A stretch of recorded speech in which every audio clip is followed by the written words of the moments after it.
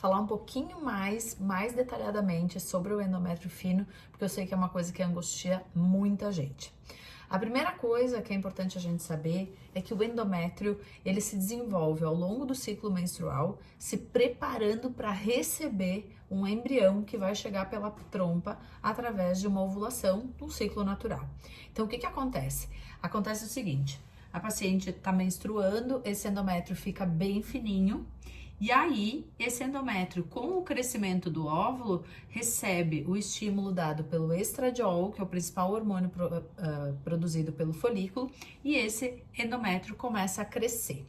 Quando a paciente ovula e passa a produzir progesterona, esse endométrio também recebe o estímulo da progesterona e acaba que ele começa a se modificar para receber um embrião aproximadamente 5 a 7 dias depois da ovulação. O que acontece dentro do endométrio, lá dentro na histologia? Acontece uma mudança no padrão das células. No início, na fase folicular, enquanto o folículo está crescendo, essas células vão aumentando em número e depois, quando ovula, essas células vão ficando mais cheias, mais túrgidas e mais vascularizadas, para que um embrião consiga implantar e ser nutrido naquele endométrio. O que é então, afinal, o endométrio fino?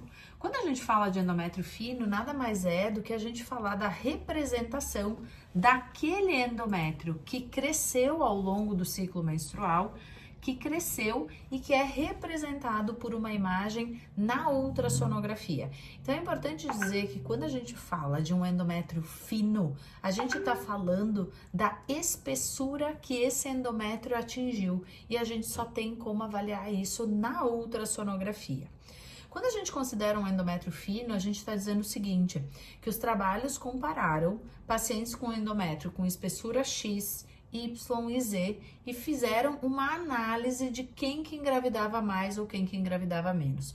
O que os estudos dizem? Que parece que pacientes que têm um endométrio de pelo menos 7 milímetros ou mais vão ter uma taxa de gravidez melhor. E pacientes que têm um endométrio com menos de 7 milímetros vão engravidar menos. Isso numa população estudada. Esses dados, eles são fiéis? Eu posso acreditar seriamente nisso? Talvez não. Por quê? Porque não tem nenhum estudo com grande número de pacientes. Mas é claro que quando a gente vê um endométrio que está fora da média do esperado, que seria pelo menos 7 milímetros, a gente começa a se angustiar. O principal motivo para essa angústia é definir se nesse endométrio existe alguma patologia, alguma doença que esteja fazendo com que ele não cresça como ele deveria e, obviamente, não vai ter sua representação na ultrassonografia. Como a gente pode ver aqui, esse é um endométrio bem fino, esse é um endométrio trilaminar, esse é um endométrio homogêneo em que a paciente já ovulou.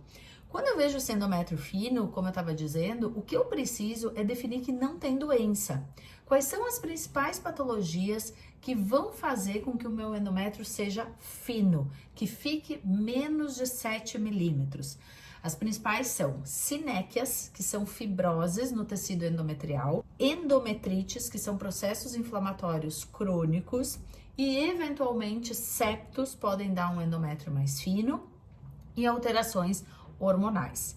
Investigado tudo isso, feito biópsia de endométrio, feita histeroscopia, tendo certeza que não tem uma patologia, o que é importante que a gente entenda? Que eventualmente esta paciente com endométrio fino, desde que não tenha patologia, pode ter um endométrio fino como sendo sua própria característica.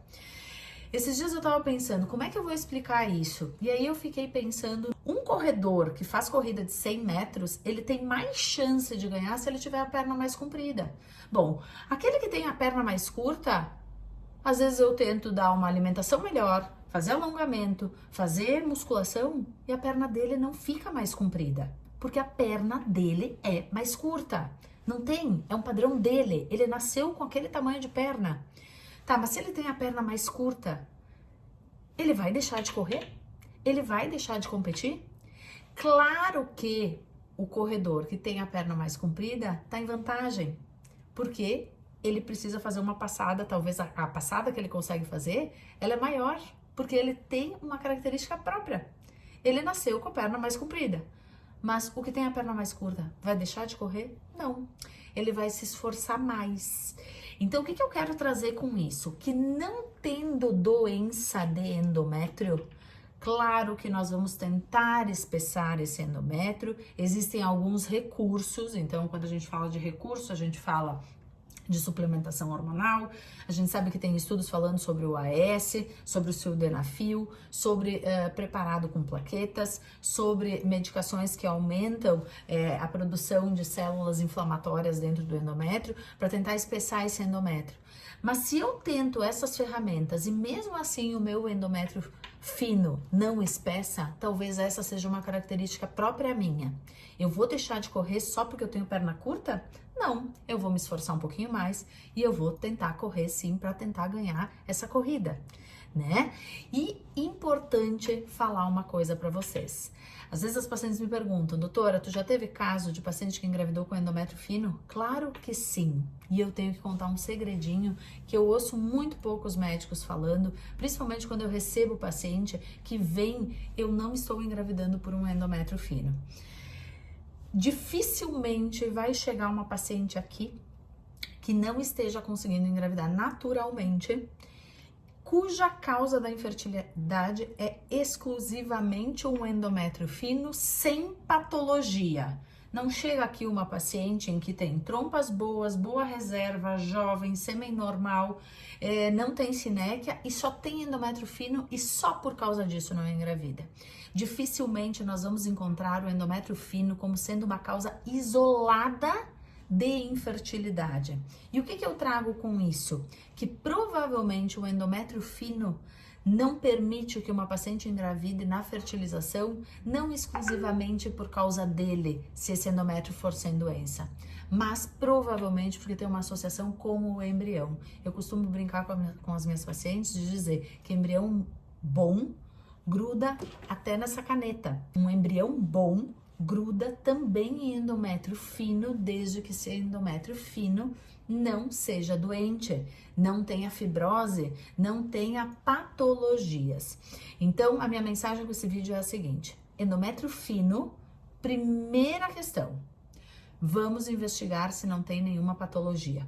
Não tendo nenhuma patologia, vamos fazer tratamentos, opções terapêuticas na tentativa de melhorar esse endométrio.